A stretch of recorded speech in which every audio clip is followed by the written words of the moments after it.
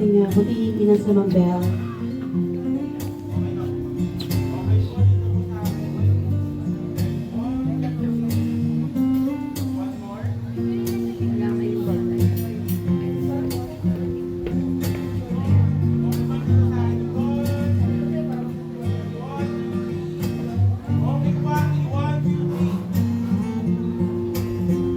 Alright, so ayan, messages po, messages.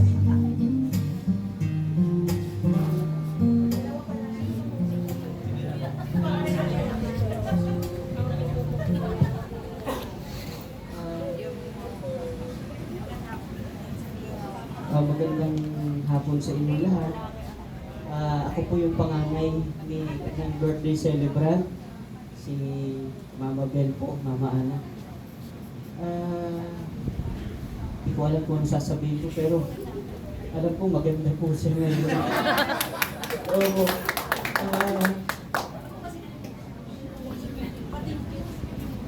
Una-una, nagpapasalamat po ako sa mga bisita na dumating. Kay Kuya Bali, pinakamamahal na kuya namin, si Kuya Ruel, pinakamamahal sa mga kapatid ni Mama, isa-isahin ko, pero madami na po sila. At dun sa mga kasumba mate ni Mama po, at sa lahat po ng mga anak, at pamangkin ko po, sa kapatid, nagpapasalamat po sa inyong napakarami. Kay Ate Jess pala, tsaka kay Ate Inday, salamat po.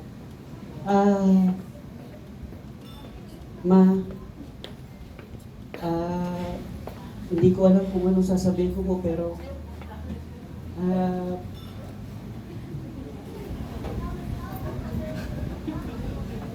alam ko po na sa aming magkakapatid po ay ako ang medyo pero nagpapasalamat po ako dahil si Mama po ay naging matatag na ina namin. Kahit nawala si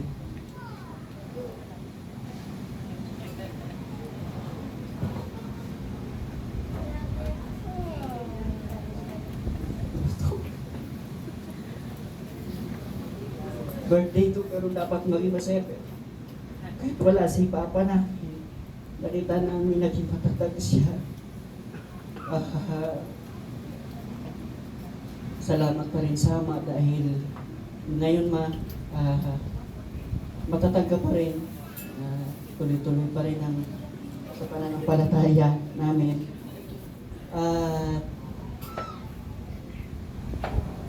Bilang panganay,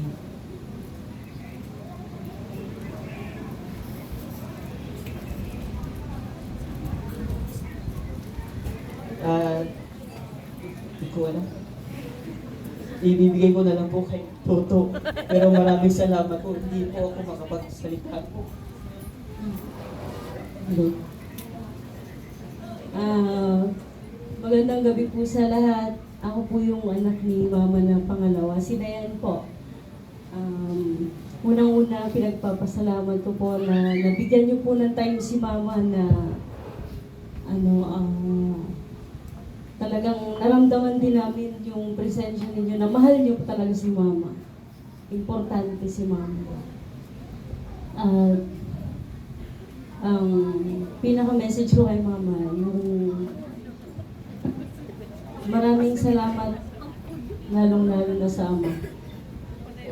Naging matatag akong klase ng babae. Hindi sa kung ako lang, kundi palaki ako ng isang mapagmahal at matatag na ina. Walang iba yun kundi si Mama.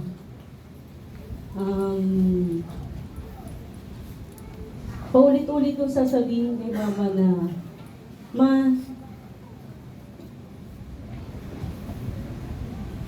kayang-kaya kang tularan, pero hindi ka kayang pantayan. Mahal na mahal ka namin. Yun lang po. Ikaw na po eh.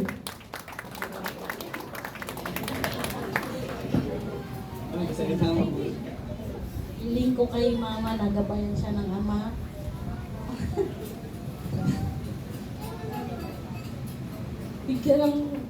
malusog ka pangingatawan. Lagi siyang hinaysa na mahuri ng mabibigat na karamdaman. Kasi lahat ng ito para sa kanya. Hindi lang ako nagmamahal, pamilya ko, kundi lahat ng dito. Mahal na mahal ka lagi, araw-araw. Ayun. Hello. Ako po yung panglima. Siguro naman alam niyo rin na lagi ako yung kasama lagi ni Mama.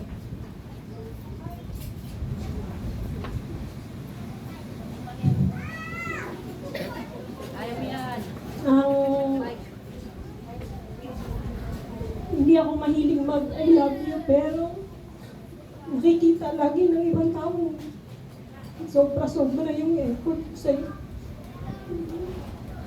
Sabi ko nga sa asawa ko, pakialaman mo na ako sa lahat, huwag lang yung pag-aalaga ko kay Mama. Nag-iisa na lang yun.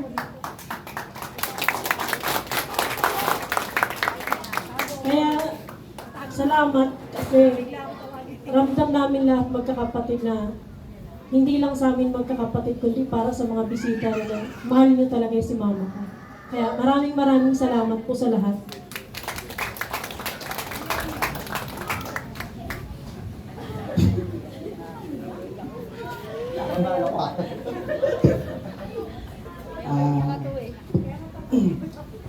Salamat, ma.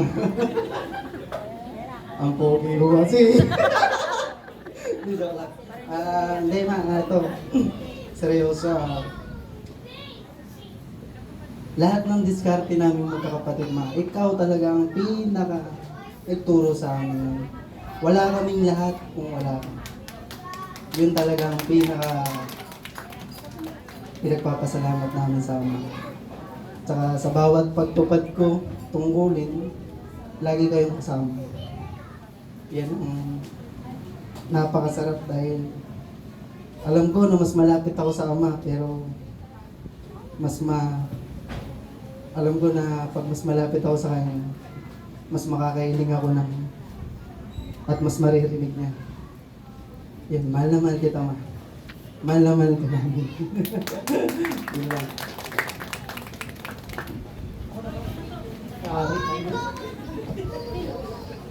Magandang hapon po sa ating lahat. Ma, nakikita mo sila?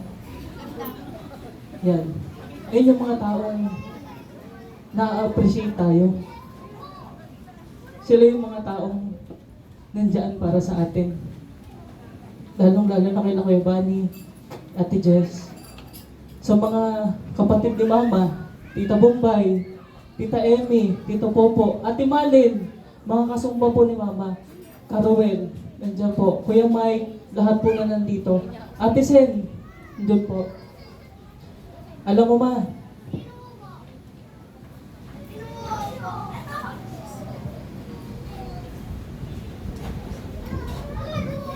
sa bawat birthday mo, lagi kong hinihiling sa Ama na sana umaba pa yung buhay mo, bigyan ka ng lakas. Natatakot kami na darating yung panahon at darating din yun.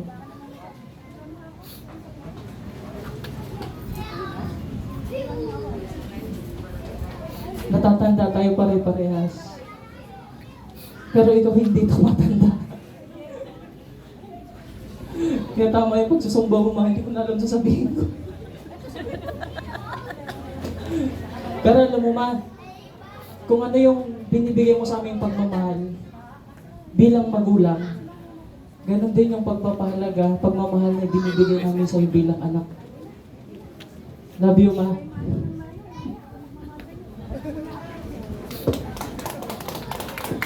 TikTok na ba ako? Joke lang. Ako po yung bunso ni Mama Ana. Ako po yung pinakapasaway sa lahat. At lagi tinintindi ni Mama. Ma, salamat sa lahat. Salamat ng pag-intindi mo sa akin. Sa lahat na. TikTok na tayo, Ma. Mahal na mahal kita. Salamat po sa lahat ng pumunta po. Yun lang po.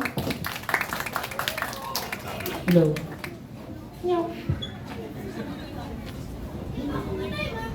Alright, thank you so much. Grabe yung mga messages. Grabe nakakaiyak. Yan talaga ang pagmamahal ng isang anak para sa kanyang ina. Diba? Siyempre, balang araw, tayo tatanda din.